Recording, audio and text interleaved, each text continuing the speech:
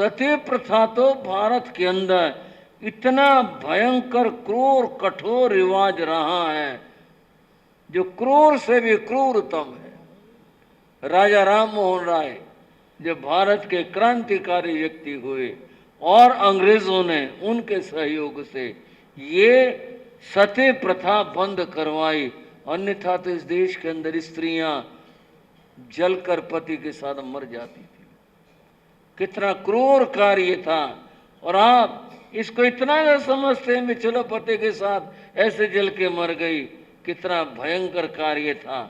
उसको प्रेरित किया जाता था इस बात के लिए, क्या करेगी जी के, क्या करेगी रह करके, क्या रखा तेरा यहाँ पर, कैसे अपना गुजारा करेगी, कौन तुझे आश्रय देगा, कैसे तेरी रोटी चलेगी। वो मजबूर हो जाती थी, इससे था चलो जल के मरी जाती हूँ। और अगर वो कह देती या चुप हो जाती तो प्रचार करते, उस स्त्री ने कह दिया सती बनेगी, सती होगी वो तो, उसके साथ में उसको ले जाते, ढोल नगाड़ों के साथ में ले जाते, जुलूस निकाला जाता और वहाँ उसको चिता में बैठाया जाता। और फिर जब अग्नि दी जाती थी, इतने ढोल बजाते थे कि उसकी चीख किसी को सुनाई नहीं देती और जलकर वो मर जाया करती थी। ये स्थिति थी। भगवान महावीर ने इसे हिंसा नहीं, घोर हिंसा कहा, इसे घोर पाप कहा। अतएव कहना यह है, स्त्रियों की समाज में बड़ी स्थिति खराब थी। भगवान महावीर ने शासन में स्त्रियों का प्रवेश दे करके और उनको साधे संघ में बराबरी का अधिकार दे करके भगवान ने स्त्रियों की दशा सुधारी और क्रांति की समाज में बताया सारी आत्माएं बराबर है।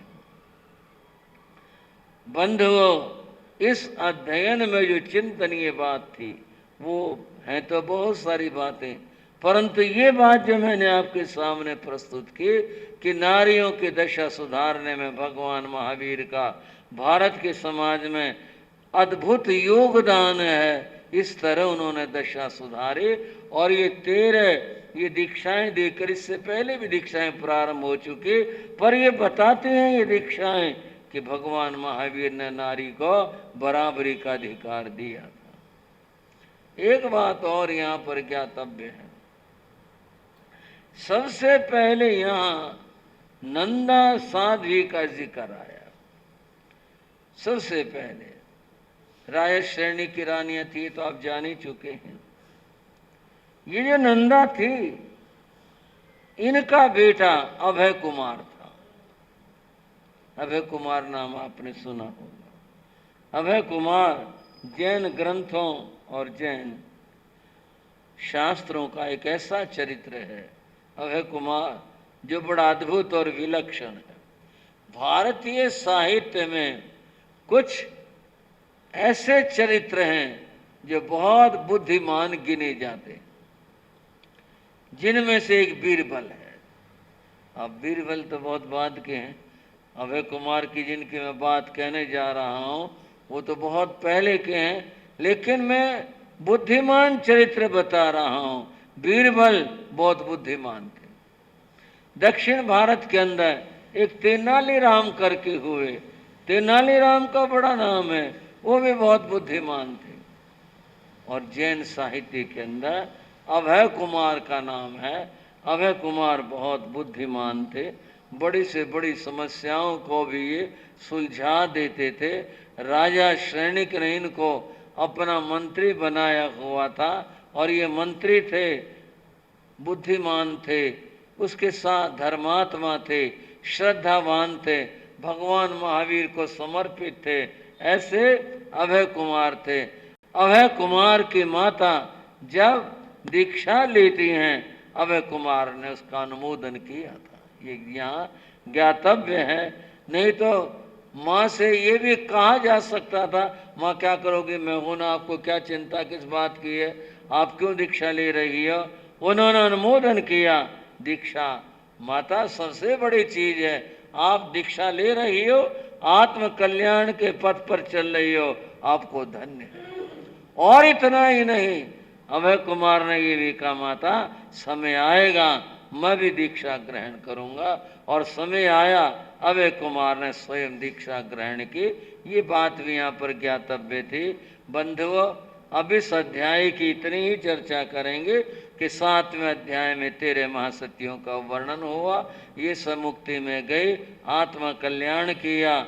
अब इसके बाद जम्बू स्वामी अपने गुरुदेव से प्रार्थना करते हैं, 8वें वर्ग के अंदर भगवान महावीर ने किन महान आत्माओं का जिक्र किया है, उनके बारे में हम सुनना चाहते हैं। तब उन्होंने वर्णन करते हुए 8वें वर्ग के बारे में बताया। आपने अभी सुना 8वें वर्ग में सुधर्म स्वामी ने कहा 10 महान आत्माओं का वर्णन है। ये सब भी नारियां हैं और ये सब भी राजा श्रेणी की रानियां हैं। राजाओं की बहुत सारी रानियां होती थी, वो 13 का जिक्र आपने भी सुना। 8वें वर्ग में जो वर्णित आत्माएं हैं उनमें बताया कि 10 ये रानियां राजा श्रेणी की, इन्होंने भी आत्म कल्याण किया है। इनके क्रम से नाम इस प्रकार से हैं: काली, सुकाली, महाकाली, कृष्णा, सुकृष्णा, महाकृष्णा, वीर कृष्णा, राम कृष्णा, पितृसेन कृष्णा, महासेन कृष्णा। इस तरह ये 10 रानियां।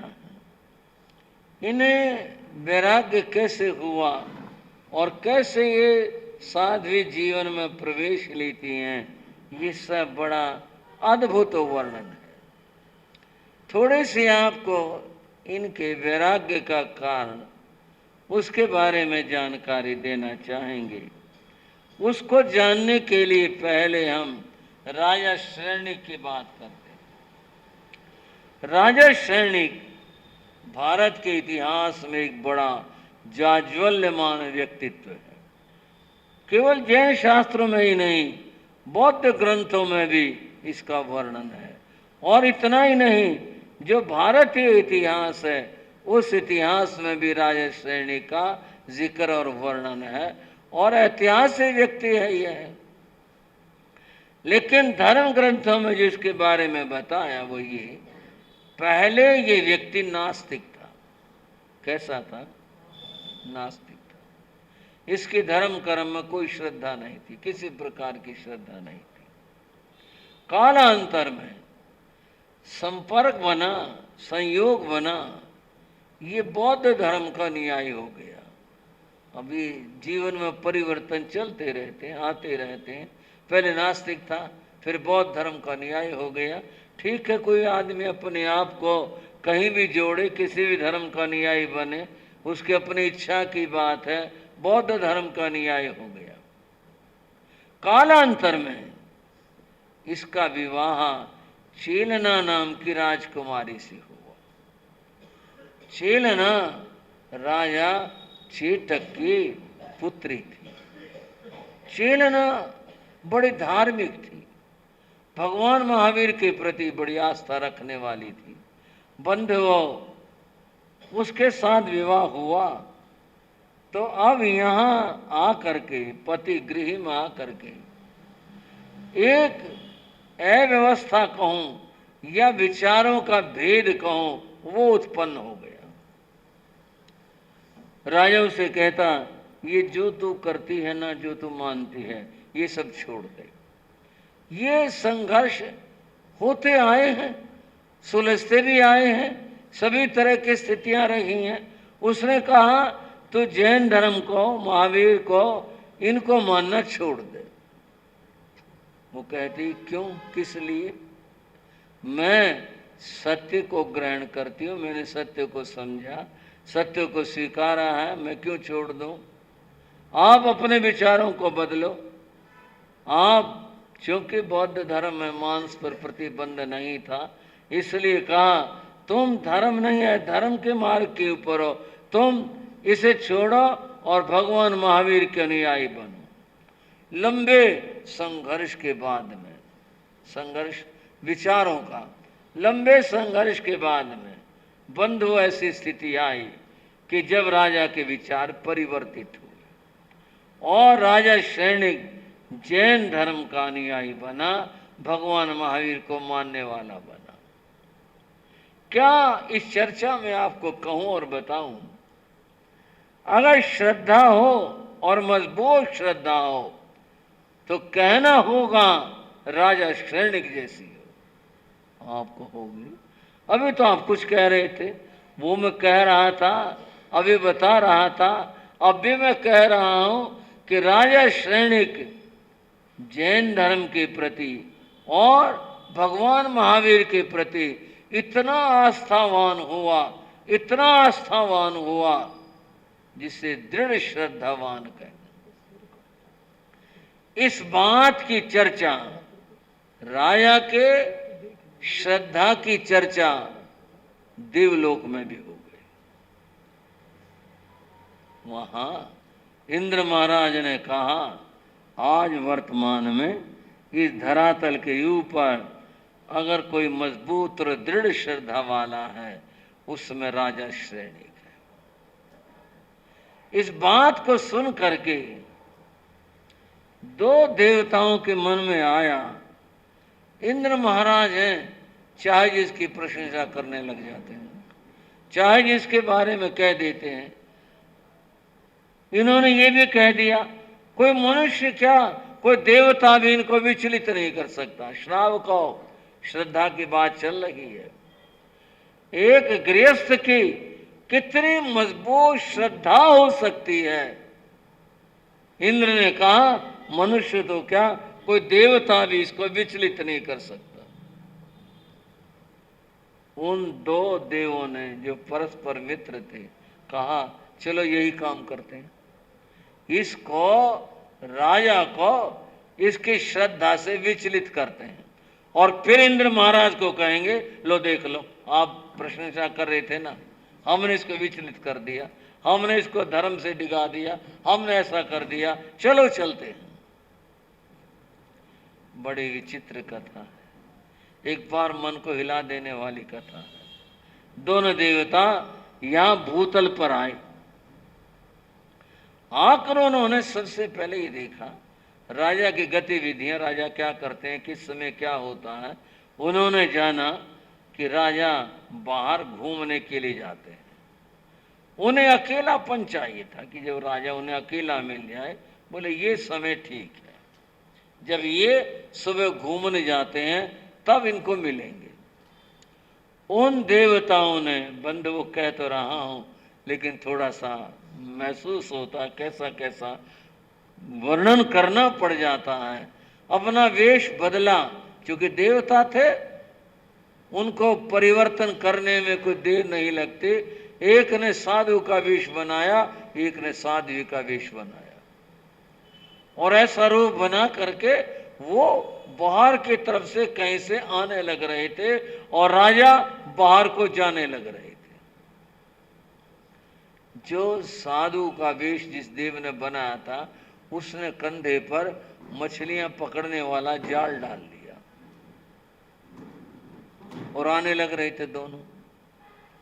अभी मर्यादा विरुद्ध बात हो गई। इस तरह से आना चलना अकेले साधु का, अकेली साधु का, मर्यादा विरुद्ध बात हो गई। क्योंकि हर एक चीज की मर्यादा होती है। जैन धर्म मर्यादाओं का धर्म है। यहाँ तो हर कार्य मर्यादा से होता है। ये मर्यादा की बात थी और वो आ रहे थे। राजा ने देखा, मन में जो भी सोचा होगा, परंतु उन्होंने इस बात को थोड़ा सुलझाना चाहा। जैसे ही वो निकट आए, राजा रुक गए। उनसे पूछा, कौन हो भाई तुम? तो आपको दिखाई नहीं दे रहा? मैं साधु हूं। ये साध्वी हैं, वो देव थे ना, उन्होंने तो नाटक रचा था ना इस बात का। तुम साधु हो? तो ये इस तरह से साध्वी के साथ तुम अकेले आ रहे हो, अकेली साध्वी है, ये मर्यादा तो नहीं है, तो ये तुम कैसे कर रहे हो? मैं साधु हूं, मेरा काम रक्षा करना है, मैं इसकी रक्षा के लिए हूं, रक्षा करने के लिए इसको साथ लिए हूं। रक्षा के लिए तो समाज है, रक्षा के लिए तो व्यवस्थाएं हैं। नहीं नहीं, हमने जो ठीक समझा हम ठीक कर रहे हैं। ये कंधे के ऊपर जाल जो तुमने डाला हुआ है, ये क्या मतलब, इसका क्यों डाला ये? बोले इसकी इच्छा थी मांसाहार की, तो मैं फिर जाल मांग करके लाया और मछलियां पकड़ेंगे, वहां से फिर इसकी इच्छा पूरी करूंगा मैं। बड़े शर्म की बात, ऐसी विचित्र बात। राजा यूं बोले, अच्छा मैंने तुम्हारी बातें सुन ली, अगर तुम्हारे से संयम नहीं पाला जाता तुम गृहस्थ में चले जाओ, और अगर गृहस्थ में तुम्हारे जाने की स्थिति नहीं हो, कोई तुम्हारे वहां व्यवस्था नहीं हो, तो मैं तुम्हारी व्यवस्था कर देता हूं, तुम्हारे रहने के लिए स्थान दे देता हूं, तुम अपने वहां रह लो। और ये जो तुम धर्म की बदनामी अपयश कर रहे हो, धर्म की निंदा करवा रहे हो, ये बंद करो, तुम्हारी व्यवस्था मैं कर देता हूं। दोनों हंस पड़े और बोले, किसकी किसकी व्यवस्था करोगे? क्या मतलब तुम्हारा? राजा ने पूछा। हम कह रहे हैं किसकी किसकी व्यवस्था करोगे, यहां तो सारे ही ऐसे हैं। राजा को ख्याल है, बोले देखो, इस प्रकार का जो असत्य है उसका प्रलाप मत करो, ऐसे मत बोलो। साथ तुम पतित हो गए अपने धर्म से, संयम से, तो तुम ये कहकर सारे ऐसे, हाँ हम बता रहे सारे ऐसे हैं, कोई मद्यपान भी करता है, कोई मांसाहार करता है, कोई किसी तरह से है, सब ऐसे ही हैं। राजा ने कहा नहीं, तुम्हारी बात बिल्कुल असत्य, गलत है। भगवान महावीर के जितने संत हैं और साध्वियां हैं, सबके सब मोतियों के समान पावन और पवित्र हैं। तुम अपने मार्ग से पतित हो गए तो अपने पाप ढकने के लिए तुम दूसरों का नाम मत लो, ऐसा मत बोलो।